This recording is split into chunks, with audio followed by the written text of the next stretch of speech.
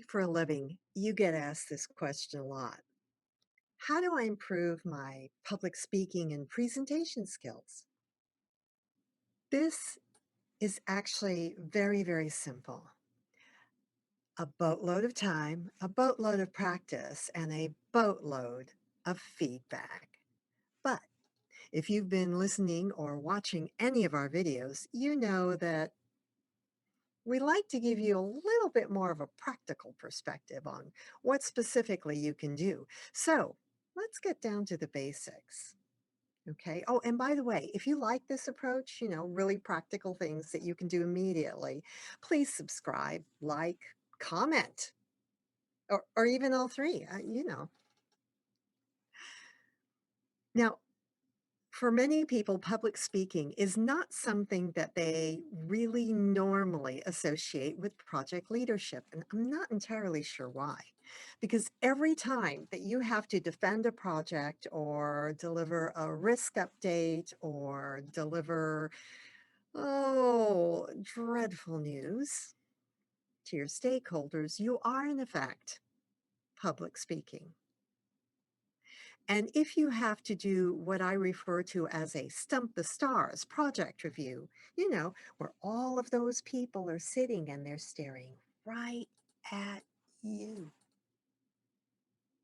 And since they either outrank you or they're higher up on the food chain or however you want to put it, typically that means that you don't always get to control how questions and answers are going to be handled.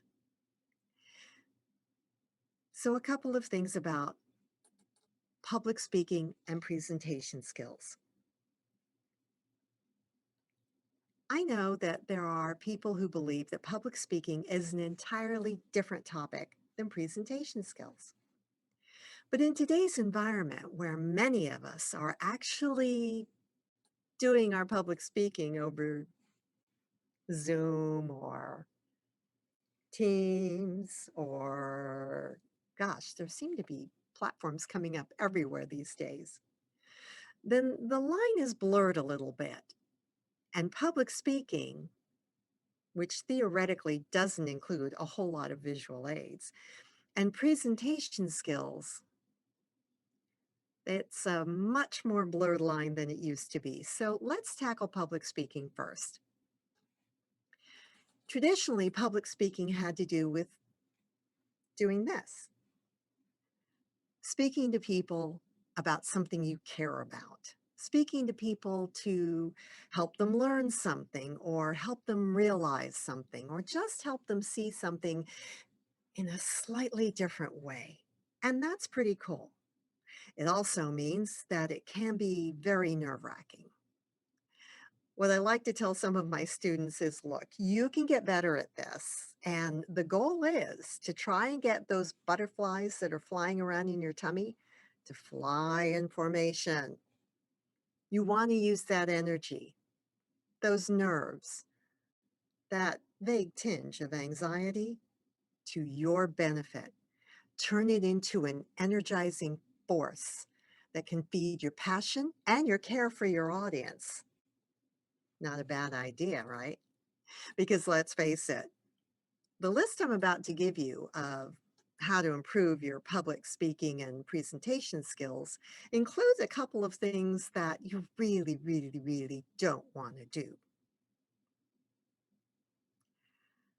The very first time that I realized that an audience and I would connect, I got so excited. And I was a little worried because a number of the other speakers at the event I was at, well, they looked very polished and professional. They kept pointing to the slide. Although I did find it a little bit disconcerting because I hadn't memorized my slides. I'd memorized the message and the flow, and I thought, well, compared to these folks who've obviously been doing it for a very long time, I must come off as some sort of dreadful amateur. But the audience seemed to respond to me anyway, so I kept on doing it. So here comes the first don't. Please, please don't read your slides. Now, we've all lived through, survived, gosh, there are any number of ways of putting it, but we've all managed to sit politely through a presentation that, well, we would have been served just as well if they just given us the slides as a handout and let us save the time because we can read pretty much just as much as anybody.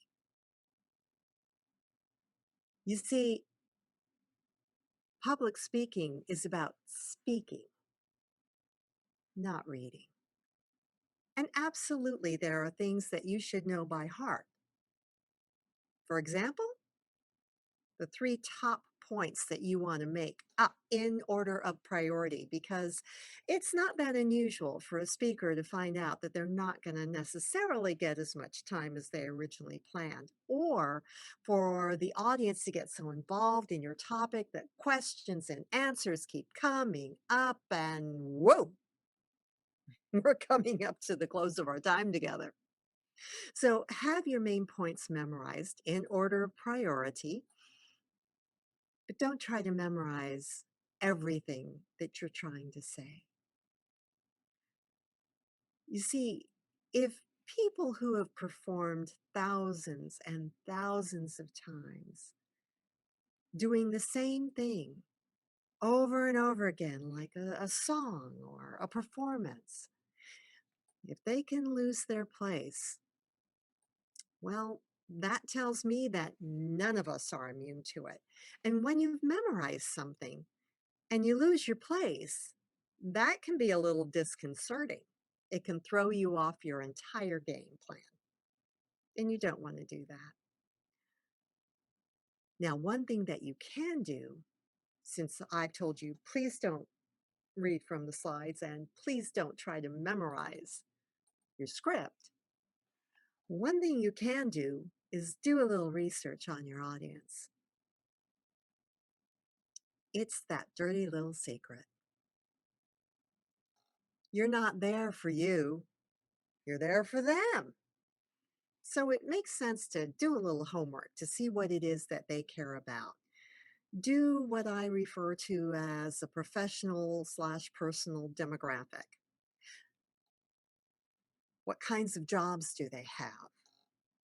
What kinds of interests might they have? Is there a particular generational majority, if you will, in the audience? Is there a particular professional majority in the audience?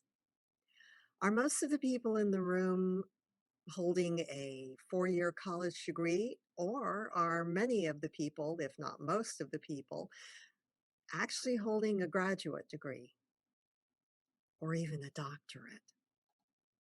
Now, this doesn't mean I'm telling you you should change everything up based on who your audience is. It means I think that it can help you craft your message, that thing that you feel most strongly about, so that it makes the best impact for your audience by knowing a little bit more about them. Do some research also if you are speaking to people who are maybe outside of your own organization. Oh, and by the way, when I say your own organization, I'm talking about the people in your immediate department or division. What if you're called upon to give a briefing to some folks because you are the subject matter expert? They are asking you to speak to them because they want to know a little bit more about all the things that you do, that your department does, and that you know, which means might not hurt if you can find ways of relating it to their department, to the things that they do,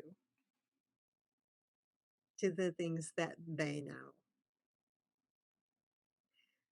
For the most part, when you're trying to do any kind of public speaking, you're going to be delivering a message. And it's true. Sometimes it's not news that anybody wants to hear, but it is frequently news that people need to hear. And as project leaders, we actually do that an awful lot of the time. It's part of the responsibility. And sometimes we're delivering hard news to people who sit way above us on the chain of command, and sometimes we have to deliver hard news to other members of our team. Either way, that's public speaking because sometimes we have to deliver that news to more than one person at a time. You see, you already do a lot of public speaking. Frankly, any time that you're speaking in a professional environment, it's public speaking, which is kind of cool. Now, presentation skills, that's almost a whole nother video in and of itself. And as a matter of fact, I believe we've recorded the first one of several already. So go ahead and check it out in the YouTube channel. Presentation skills usually assumes that not only are you publicly speaking, but you're also making use of audio or visual aids. Some of the best speakers that I've had the privilege of getting to know as a fellow National Speaker Association member have the flow of their presentation down so beautifully, the timing of their presentation down so beautifully, that their visual aids have built-in musical cues as well and can flow so beautifully that you don't even realize that you've actually seen something like 85 slides in under an hour. You see, there's an expression: there is no such thing as a speech that's too long, a presentation that's too long, just one that's too boring. This doesn't mean that you get to ignore the time constraints of any presentation or public speaking that you engage in. As a matter of fact, it's truly a hallmark of someone who takes the act of public speaking, takes their presentation seriously to make sure that you stick to the times. It helps everybody and it marks you to the meeting planner as someone who is being respectful of not only the audience's time, but the meeting planner's time as well. And your fellow speakers. Probably not the only one on the agenda. And if you are the only public speaker on the agenda, your speech is probably not the only topic on the agenda. So, making sure that you're timely can really, really help. A final tip while we close out this particular video lesson: practice, practice, practice, practice, practice, practice. You know, you can record your practice sessions so much more easily now. So take advantage of the technology and then share it with somebody that you trust who will do you the kindness of candid feedback. Take it into account, understanding that that's one person's viewpoint, and yet taking it seriously enough to allow their feedback to be an opportunity for you to ask the question: "Ooh,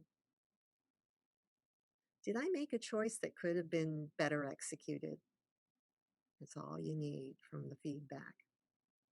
And there's something else about those recordings. When you're delivering it to people, not just a camera lens, it's entirely possible that your presentation is going to be a wee bit longer. So take that into account when you're measuring your time management. Leadership-driven project management is all about the skills that help you to build stronger relationships, and public speaking and presentation skills are key amongst them. We do a lot of work on leadership skills and relationship skills, but that doesn't mean that we aren't also diving deeper into a couple of very fundamental project management skills, like how your leadership and risk management go together to help you give a much better shot at success to your entire team. If getting practical hints in short lessons with an idea of why it's so important for you to learn this stuff, to get a little bit better at this stuff, is something that you can endorse, please subscribe. We'd love to have you regularly in the audience. My name is Kimi Hirotsu-Zimski, and this video is being presented by the Leadership Driven Project Management Academy. Thanks for joining us.